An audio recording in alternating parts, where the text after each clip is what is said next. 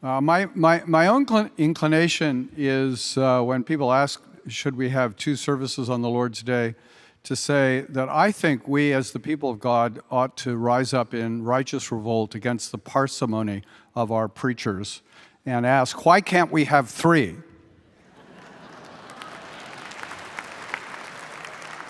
The day belongs to the Lord. We rest on that day, we worship on that day, and surely it's a good thing to have morning and evening worship, and presumably be an even better thing to have an afternoon service as well. Now, I'm being a little bit facetious. The spirit may be willing, but the flesh may be weak. But I don't think there's a verse, not even Psalm 92, that talks about morning and evening sacrifice on the Sabbath. I don't think that's actually a proof text for evening worship.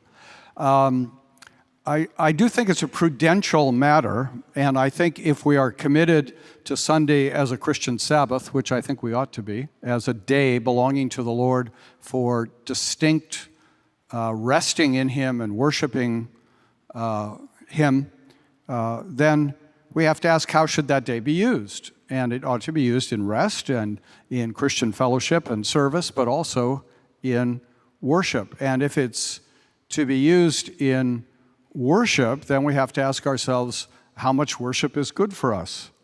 And speaking as a historian, one of the things that strikes me is that I think you can draw a pretty close corollary between the decline of Sunday evening worship in Christian churches in America and a decline in Bible knowledge, a decline in disciplined Christian living, a decline in Sabbath observance, and a decline of general cultural influence.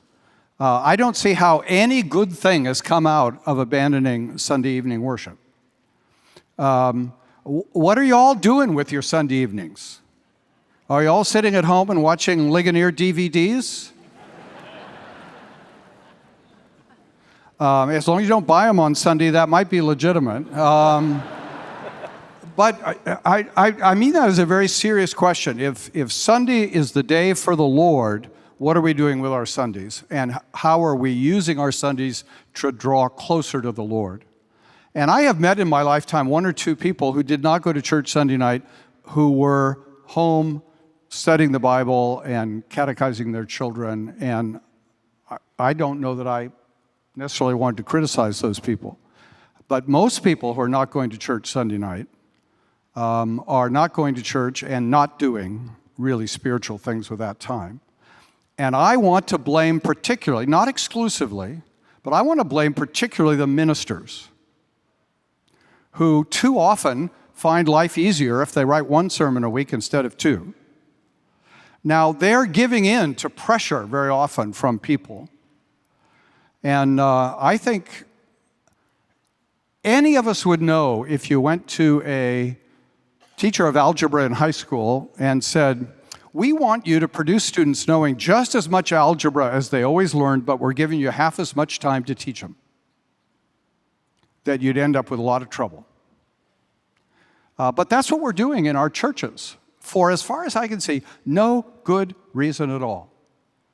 So, church history isn't useful for much other than illustrations. But it's very interesting that the Great Synod of Dort, which was an international gathering of Calvinist theologians and ministers in the early 17th century, was asked with the question, what should we do if nobody wants to attend the second service? So at least we can be comforted it's not a new problem. And the answer of the Synod of Dort was, the second service must be held even if only the preacher's family is in attendance. And that advice was taken, and the Dutch Reformed in the 17th, 18th, 19th, early 20th century became a very Sabbath-keeping, worshipful, Bible-knowing people because of that advice in part being taken. And so my feeling is, no, you're not absolutely required to go to church on Sunday, but the second time. But what are you doing with that time?